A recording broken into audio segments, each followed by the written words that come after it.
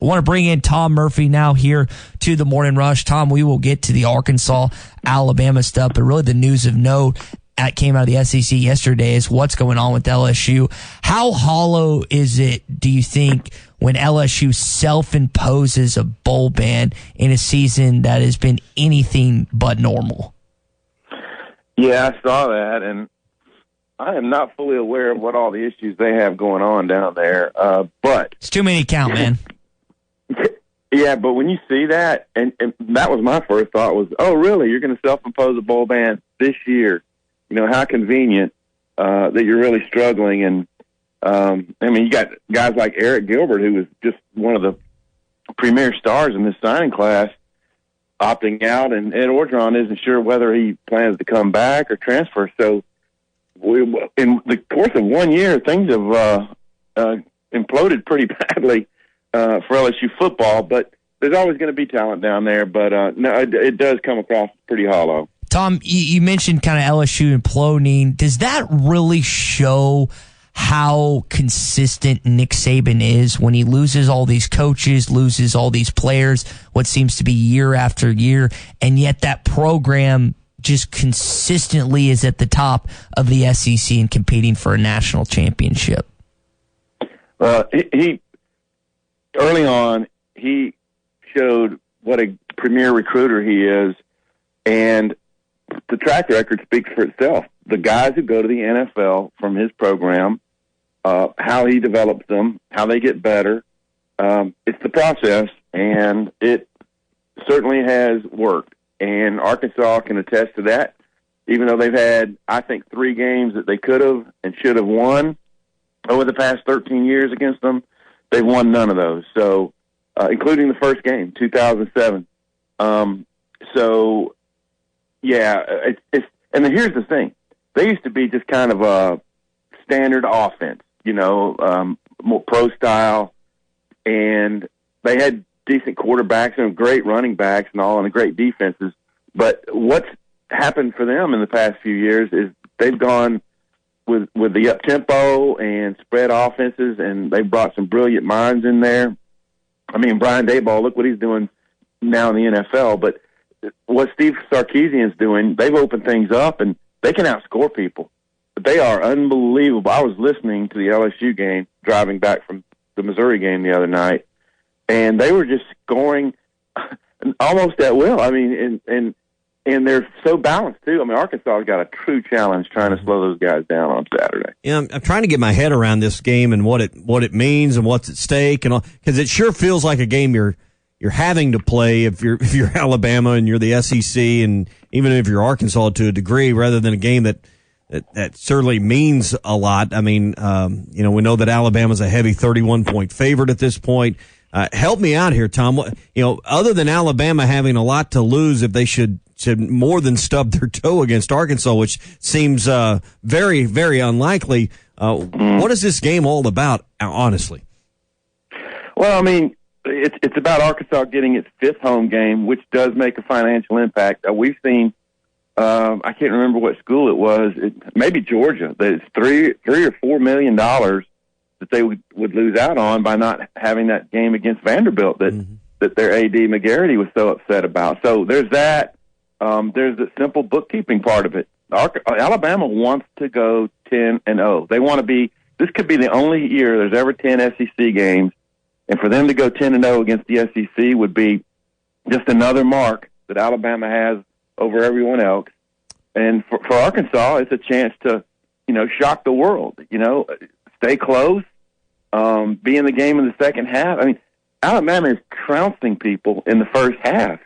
It was 45-14 against LSU at halftime last week. So, I mean, Mac Jones and a lot of the other key guys, they have a bunch of second-string defenders who have more tackles and more stats, like at linebacker and in the secondary, well, at linebacker particularly, because they play so much in the second half of the game that they just dominate people. So there's a lot. There's NFL tape. I mean, like Isaiah Nichols pointed out, you get out there, and if you have a great game against this Alabama O-line, NFL people take notice. Yeah. So there's that, too. We were talking earlier in the show, and Ty made a good point about with LSU opting out of the bowl this year and self-imposing that ban, it opens up another slot and probably helps Arkansas to a degree because with everyone being eligible, LSU, would likely have drawn a bid this year. Seems like every day we're reading about another bowl shutting down their program or their plans to have a game this year. What's your gut tell you? What's your feeling about Arkansas's likelihood to end up in a bowl game, and if so, where do you think that might be? Yeah, it's hard. It's hard for me to say right now, but I think that every site I looked at yesterday, and I printed out a bunch of bowl projections in the paper today. The highest being the Gator Bowl, and I can't remember who did that. Maybe Stadium or some outlet did the Gator Bowl for them, and a lot more Armed Forces Bowl in Fort Worth. There's some Liberty Bowl projections and Texas Bowl projections. So certainly LSU opting out moves Arkansas up a notch, and Sam Pittman wants to play in a bowl. It's just going to be kind of weird to try to project how we're going to look 3 weeks from now for the late December bowl games and what type of travel you set up and what type of bubble you set up in your hotel.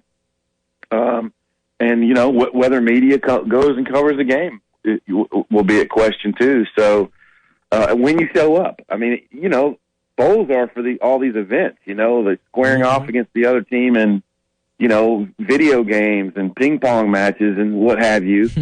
And you just can't really do all that. And you can't tourism, go out and have the meet and greets with the public. Yeah. So teams might parachute in a day or two before the game and play the game and get out of there this year. It's just going to be weird, but the practices that they can get, especially for the young guys, because I don't think they've practiced their young guys quite as much as you'd like, it would be very, very valuable for this program. Tom Murphy with us here on the Morning Rush. Tom, Mac Jones started his first game against the Arkansas Razorbacks this last year, and I think there was a lot of people, not only outside of just in college football, but within the Alabama that thought that Bryce Young was going to eventually take over, and Mac Jones has put up Tua Tagovailoa, Joe Burrow-type statistics so far in 2020. How surprised are you by his play?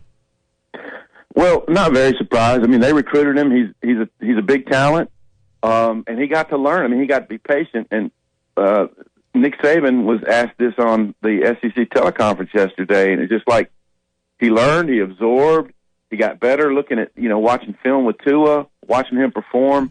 It's another year in the Steve Sarkisian offense.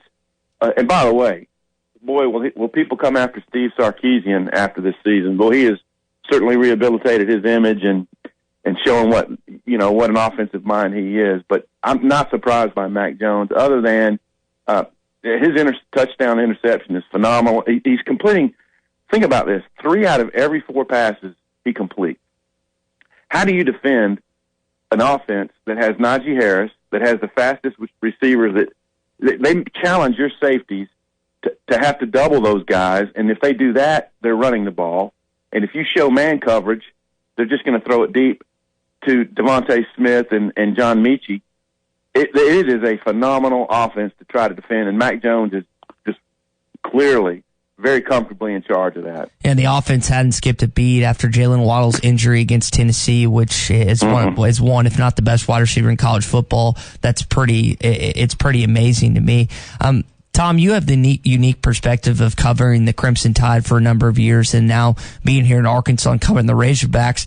I wonder, going back to Mike Shula and the Nick Saban transition, what do you remember about that and what it was like?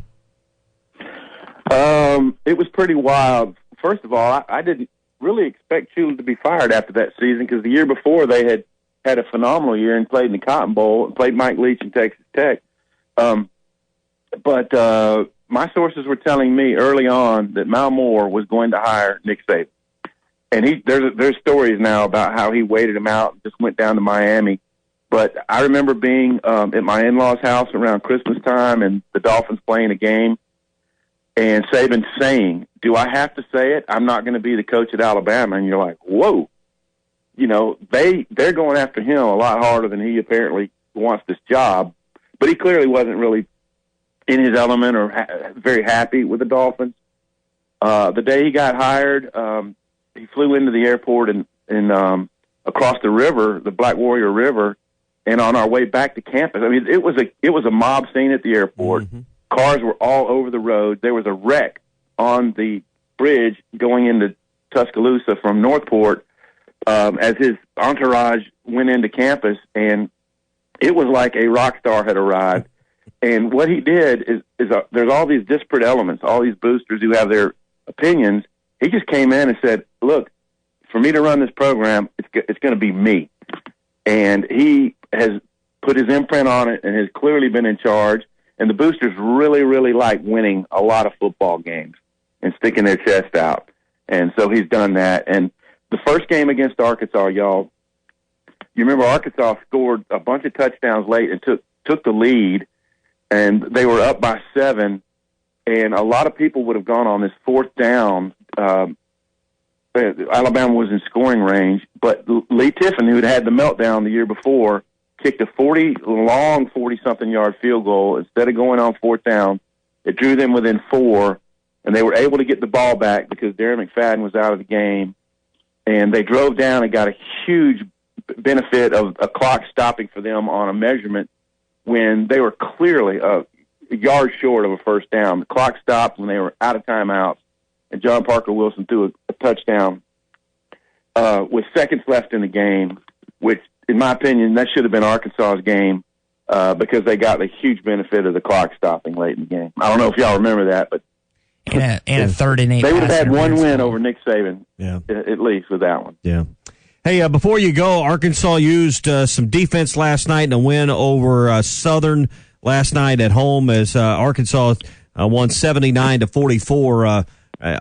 Arkansas was about 11 or 12 points below their scoring average right now, which is kind of inflated because of that Mississippi State Valley game early in the year. But nonetheless, I was impressed with Arkansas's defense again last night. Held their opponent to 1 of 13 from three-point shooting. Yeah, and that was kind of their calling card last year, so they're getting better at getting out on the perimeter and chasing shooters. You know, I have to give a nod to Southern for driving up here in their buses. Even if you're in a super luxury bus, that's a long drive up from Baton Rouge. Mm-hmm. So credit to them for not only scheduling the game at short notice, but driving up here. But yeah, Connor Vanover is going to be, looks like to me, a great back-end defender. Guys are used to driving against 6'9s and 6'10s in the post, not 7'3". I mean, he's swatting passes. He's intercepting lob passes. His plus-minus was 30, which is a phenomenal number. Yeah, I love to see the balanced scoring last night, too. It looks like Devo Davis did himself some favors with his scoring late in the game, but being very aggressive. So he continues to sort out the minutes. In a game like that, you get to give them to a lot of dudes. Yep. Nope, 100% right. Tom Murphy of the Arkansas Democrat-Gazette, Whole Hog Sports. Tom, we appreciate your time this morning. Hopefully we'll see a good competitive game against the Alabama Crimson Tide on Saturday. Yeah, thanks for letting me reminisce about the old days and the old Arkansas-Alabama games. Also, 2010 and 2014, y'all, right? Yeah. Close. Appreciate it, Tom. See y'all.